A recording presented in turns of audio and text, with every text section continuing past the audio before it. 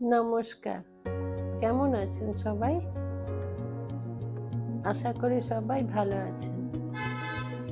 রান্না ভালোবাসিতে আরও একটা নতুন রেসিপি নিয়ে আপনাদের সবাইকে স্বাগত জানাই। নমস্কার। আপনারা এখন দেখছেন রান্না ভালোবাসি।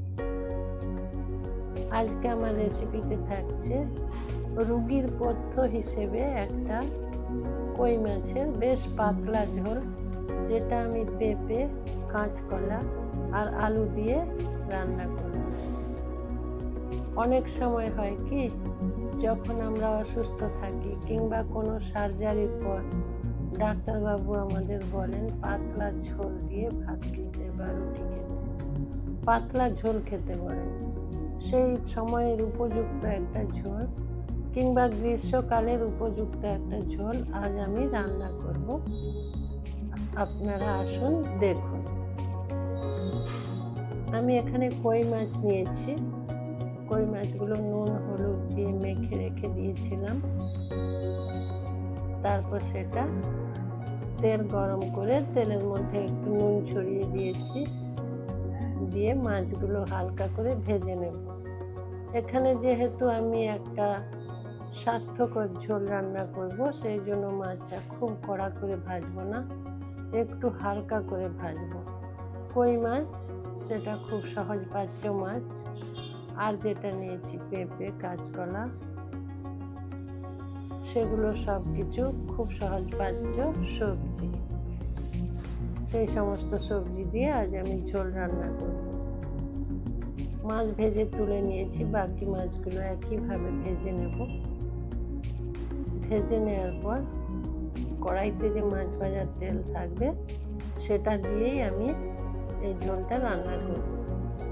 মাছ ভাজা হয়ে গেছে। মাছ তুলে নেওয়ার পর এই যে কড়াইয়ের তেলটা আছে, এই সব তেলটা আমি ব্যবহার করব না, কিছুটা তেল তুলে রেখে দেব। তার জন্য আমি কিছুটা তেল তুলে নিচ্ছি।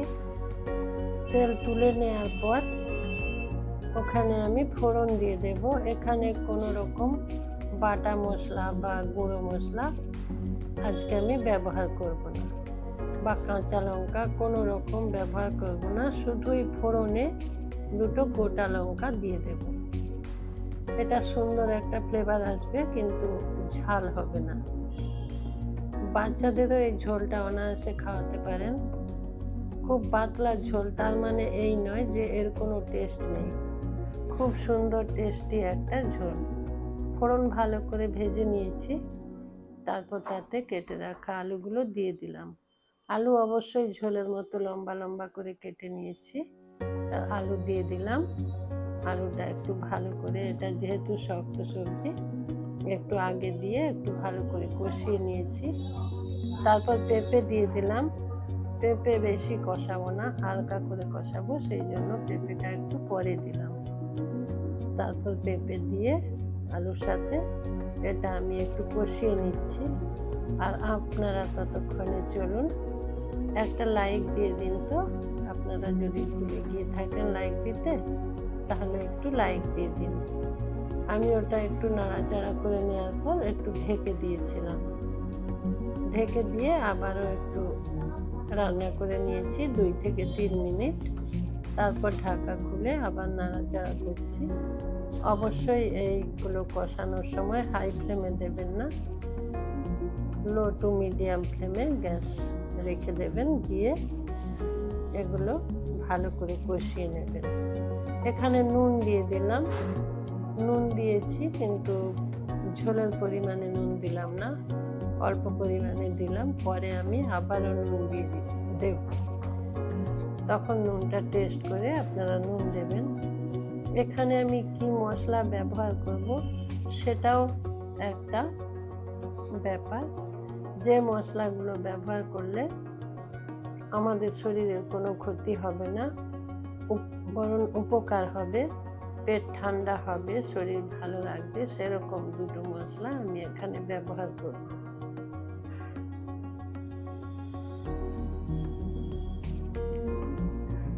কাঁচকলাগুলো দিয়ে দিলাম।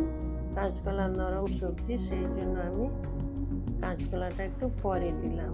এদিকে সবজিগুলো কষানো হতে থাক, ততক্ষণে আমি একটা মশলা রেডি করে নেব। এই যে একটা ছোট্ট বাটি নিয়েছি, এর মধ্যে নিয়ে নেব 1 চামচ মৌরি আর 1 চামচ জিরে। পুরোপুরি 1 চামচ নিলাম না, ঝোলের পরিমাণ বুঝে এটা নিয়ে নেবেন।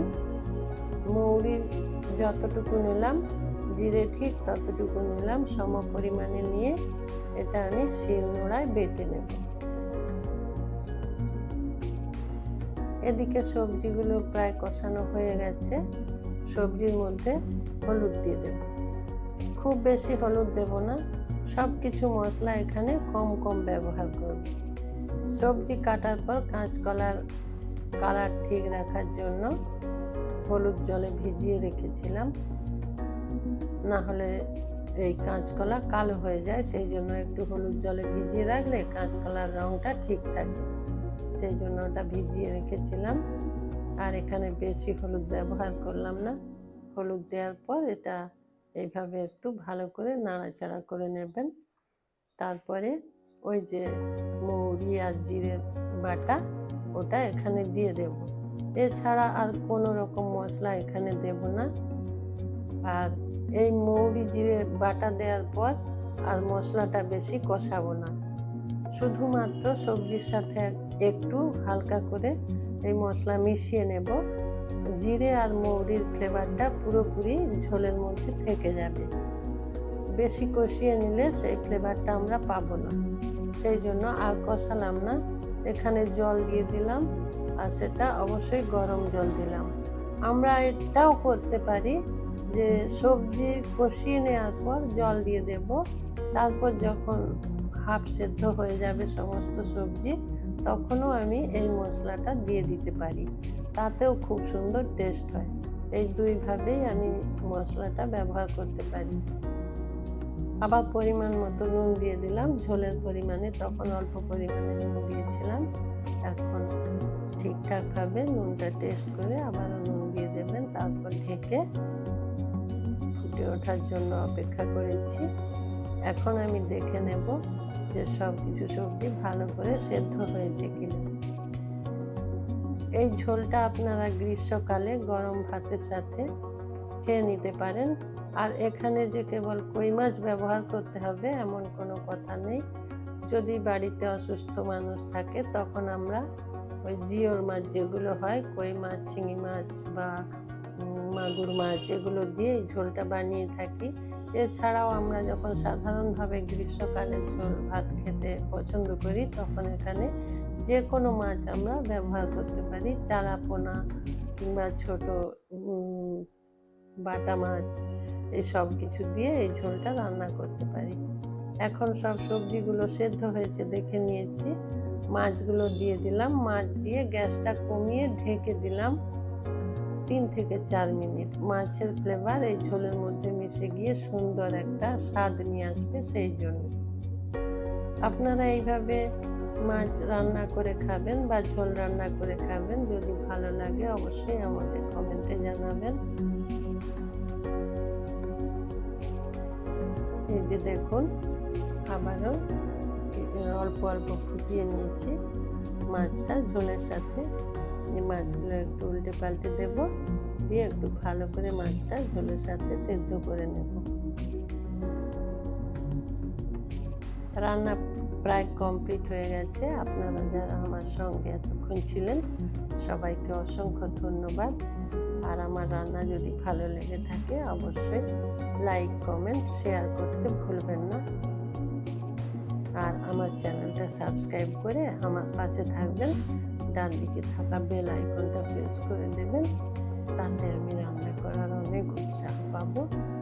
আর আপনারা আমার রান্নার সমস্ত নোটিফিকেশান পেয়ে যাবেন। রান্না কমপ্লিট করে নিয়েছি, গ্যাস অফ করে দিলাম। এখন পরিবেশন করব। আপনারা সবাই ভালো থাকবেন, সবাই সুস্থ থাকবেন। নমস্কার।